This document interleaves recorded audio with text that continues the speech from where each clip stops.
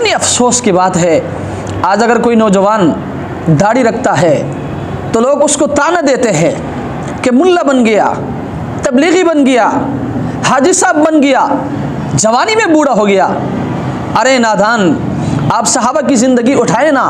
सहाबा किराम रिज़वानुल्लाहि ताला अलैहिम अजमाइन को नबी अलैहिस्सलाम के सुन्नतों से किस कदर मोहब्बत थी, किस कदर प्यार था। सैयदना हुज़ैफ़ा रज़ियल्लाहु ताला अन्हु फ़ारस की तरफ गए, दस्तरखान पर बैठकर खाना खा रहे थे, लुक़मा नीचे गिर गया, उठाकर साफ़ करके खाने लगा।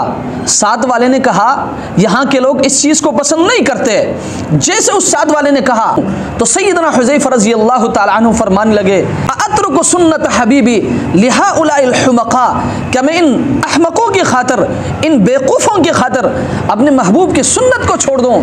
इसलिए मैं आज के नौजवानों से ये गुजारिश करता हूँ, आपसे भी अगर कोई दाढ़ी रखने पर आपका मजाक उड़ाता है, आपके ऊपर जुमले कसता है, आप दिल में ये तसव्वुर करें, अतरुकु सुन्नत हबीबी लिहाउलाइल हुमक़ा, क्या मैं इन बेवकूफ़ों की खातिर अपने नबी की सुन्नत को छोड़ दूँ? नहीं नहीं, हमने नबी की एक एक सुन्नत पर अमल करना है। अल्लाह की कसम, आप अपने इस 5 से 6 फीट के जिस्म पर अल्लाह के नबी के सुन्नतों को सजाएं, फिर देखें दुनिया किस मोहब्बत से आपको देखती है, दुनिया किस कदर की निगाह से आपको देखती है, दुनिया आपको कितनी मोहब्बत देती है। लेकिन ज़रूरत इस बात की है कि आज हम नबी के सुन्नतों से अपने जिस्म को सजाएं।